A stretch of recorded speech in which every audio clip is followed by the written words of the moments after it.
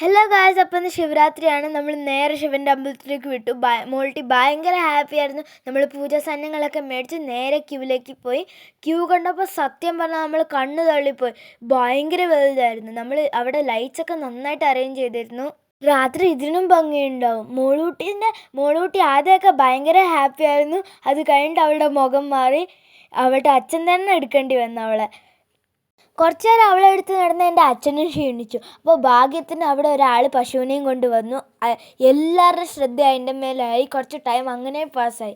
അപ്പോൾ മോളൂട്ടി അതിനെ കണ്ട് ഭയങ്കര ജോളിയായി. അങ്ങനെ ഹാപ്പി ആയിട്ട് കുറച്ച് ടൈം പോയി.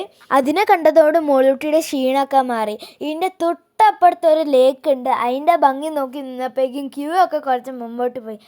അതിൻ്റെ ഇടയ്ക്ക് മോളൂട്ടി കളിയോട് കളി. അമ്പലത്തിൽ വന്ന് പ്രാർത്ഥിക്കാനെന്നെ അവൾ മറന്നുപോയി. അപ്പോൾ ഇതാണ് കേട്ടോ അമ്പലം. ഭയങ്കര ഭംഗിയുള്ളൊരു അമ്പലമാണ്. ഇതൊക്കെ അതിൻ്റെ ഭാഗങ്ങളാണ് കേട്ടോ. നമ്മളിപ്പോൾ ഏകദേശം എൻട്രൻസിൻ്റെ അടുത്ത് എത്താനായി.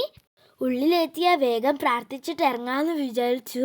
പക്ഷെ ഉള്ളിലെത്തിയപ്പോൾ ശരിക്കും അന്തം വിട്ടുപോയത്. ഭയങ്കര റഷായിരുന്നു. ഫോൺ പോലും ഉപയോഗിക്കാൻ പറ്റും. ആ തിരക്കിനിടയിൽ എങ്ങനെയൊക്കെയോ ഞങ്ങൾ പ്രാർത്ഥിച്ച് പുറത്തിറങ്ങി. നോക്കുമ്പോൾ അവിടെ അന്നദാനം നടത്തുന്നുണ്ടായിരുന്നു. എല്ലാവരും ക്യൂവിൽ നിൽക്കുന്ന കണ്ടിട്ട് നമ്മളും ക്യൂവിൽ നിന്നു. അതൊരു 1.5 ക്യൂ ആയിരുന്നു കേട്ടോ.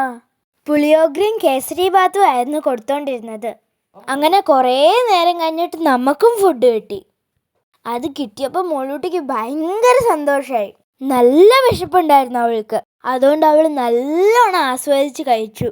അപ്പോഴത്തേക്കും ഏകദേശം 12 മണി ആയിട്ടുണ്ട്. അപ്പോഴത്തേക്കും എല്ലാവർക്കും വീട്ടിലെത്താൻ മതിയെന്നായി.